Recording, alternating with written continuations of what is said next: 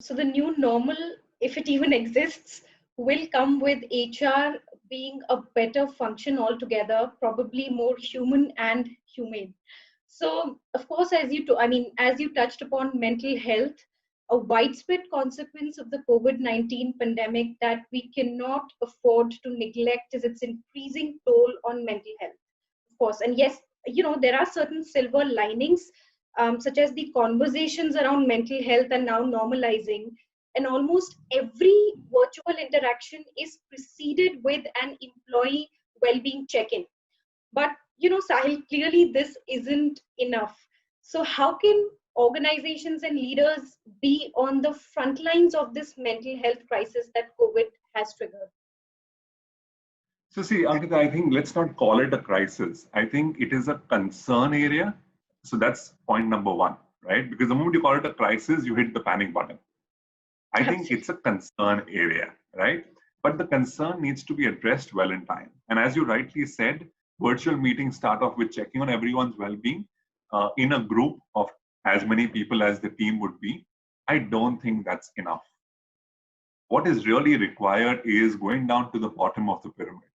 Can every manager connect with every team member every single day one-on-one? It's a very simple ask. I don't think in this space, HR is going to take the responsibility alone. I think it's a shared responsibility of people who work with people and people who really connect with people who they work for and work with. And if we can ensure that every single performance manager speaks to his or her team individually, team member by team member, on work, combination of work and check-in of how are things happening, how is being run, what are the kind of chores, what is the stress element, and most importantly, build empathy and compassion on every work-related item. I think that is key. You may do all these check-ins, but ultimately if someone makes a mistake and you behave just the way you behaved as a manager pre-COVID, I don't think that's right. Business is important, but like you rightly said, being humane is even more important. People are not used to working like this. People are not used to having a toddler sitting right next to them and demanding attention of 5 people on the screen. It's absolutely all right if the toddler comes on camera. It's absolutely all right if the pressure cooker is going to be whistling in the kitchen while you're working. The difference is, how do we really build virtual etiquette to ensure that we schedule our day in a manner where we compartmentalize work from home and work for home. And if we can do that, I think it'll be a brilliant way to ensure that this BCP, which is business continuity planning, sees the real light of the day. Because ultimately there's going to be too much of disturbance in the background. You're not going to be effective in your work. So how do you really schedule your calls in a manner, schedule your work in a manner, given that you're saving on travel time? How do you ensure that you balance your day? So this requires a moment of sitting back, pausing, and rebooting to say, in this new work setting, how can I be most productive? What are my enablers? What are my barriers? And how do I differentiate the two and then balance it out, not just for me, but my entire team? And if every manager does this for himself, herself, and his or her team, as smaller cohorts, I think effectively the entire organization will rally together and work well. And more importantly, Ankita, just another point I wanted to add there is that not all of us are really qualified to deal with people's emotions, especially if we are high taskmasters, right? So we all have different leadership styles. Some of us are very high on tasks, some of us are very high on people. I think it is important that if we are unable to deal with the situation, we realize it's not really going the way it should. There is no harm. There's no need to really feel insecure that I can't manage my team or is going out of hand. Please put your hand up and ask for professional help. A lot of organizations have empaneled psychologists, counselors for professional help. Some organizations may not have it. I know a lot of people on LinkedIn have volunteered their time to really go out there and help people.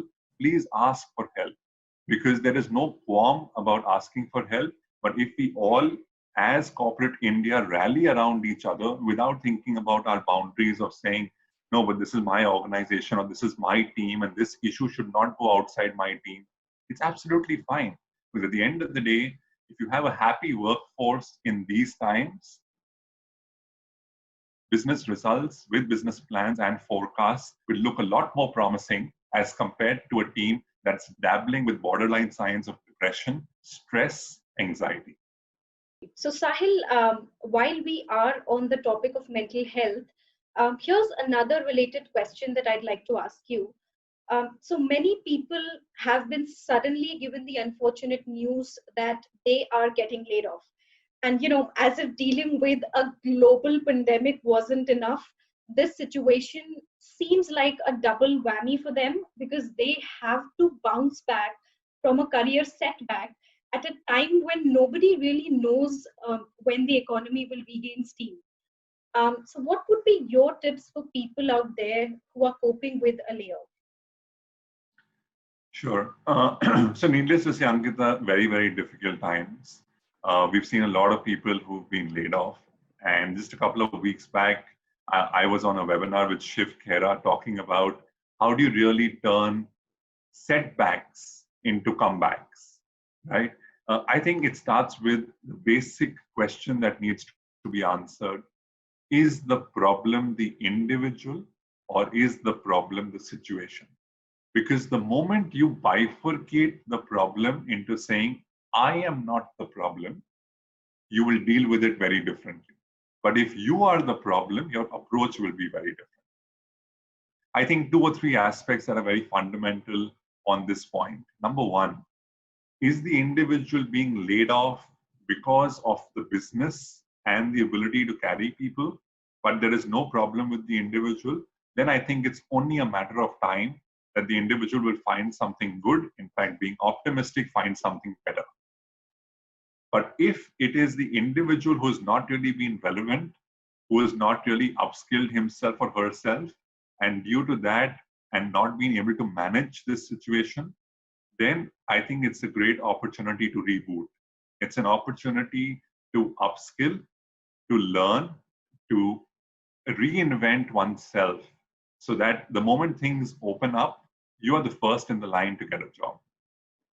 The third important point is to say, while you go through this, a lot of thoughts, a lot of emotions will run through you, irrespective of whether it's the business or the individual. The ability to really process those thoughts on a daily basis is very important. In our house, हम 3-4 दिन घर साफ नहीं करते हैं, मिट्टी जम जाती है. Just imagine the number of thoughts that come into your head every day. How much time do we really spend with ourselves vacuum cleaning our thoughts? We don't. And because of that, that leads to a lot of accumulation in the head, because of which it leads to a lot of clutter. And anything that is cluttered will gather dust. And anything that gathers dust over a period of time will rot. Therefore, how do you really take those 10-15 minutes a day? Just do what you love. You love dancing, put on some lovely Bollywood number, dance. You like meditating, close your eyes, meditate.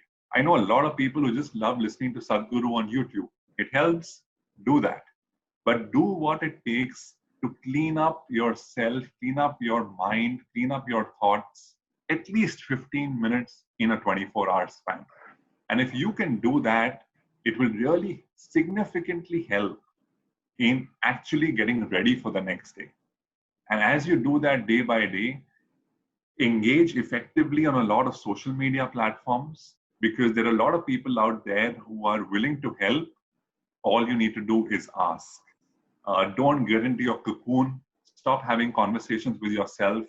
They are just going to deplete energy. Go out there, wear it on your sleeve, go out there, ask, make a difference, learn, reinvent. And I think this is just a matter of time. Over a period of time, this thing will definitely open up and things, touch wood, hopefully will return to what it was earlier.